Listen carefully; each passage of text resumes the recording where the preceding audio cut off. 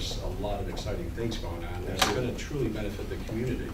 And these resources that are here are going to be dedicated to promote that cause which you're overseeing. So, what he's referring to is a number of programs we're trying to implement. One of the things that's shown up nationwide in studies over the last decade, as you can imagine, is the evolution of fire and emergency services. Over the last 2 decades, and we'll go back 20 years, the fire load has dropped precipitously and the medical load has increased. Right now, over 60% of the fire department calls are basically medical calls, first responder calls. And at the same time, the ambulance calls have increased. And the expense of an ambulance to respond, treat, and transport to the hospital is a certain number. And it's a fairly high number because it's expensive to keep that service operation.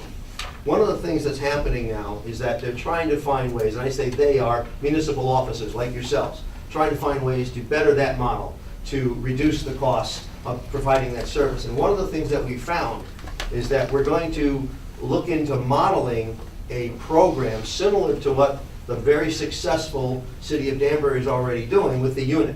As you know, the unit is a combination of fire marshal, building, police, and health department, and they have been extremely effective. So what we're forming is another similar type committee between the emergency services and the fire department that will at times include the health department and or police services. What this particular group will do, similar to the unit, will be community oriented, it'll be community educating, but it will also be out in the community to address, for example, somebody has a neighbor who's somebody, and you've all seen this on television, a hoarder. Somebody who hoards all this stuff, creates a house, creates a health hazard in their home or in a condo. This other group now, the new unit we'll call it, we haven't come up with a full name yet for it, will go out and address the people with the idea that if we can reduce the potential for a call later, either medical or fire emergency services, we'll save that money on that end.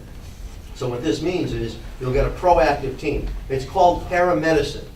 It's a situation where, for example, Mrs. Smith, an elderly woman who is on a number of medications, is at home, and instead of her having to call an ambulance to go to the hospital, the ambulance or paramedic or somebody can stop by their home on a regular basis, once a week, every 2 weeks, confirm that she's okay, and make sure that medications are there. And the end result is fewer taxes for service, fewer needs for service for the ambulance, which is a very expensive item. A couple of programs like that we're looking into, mainly hinging on public education, reducing fire and emergency medical loads.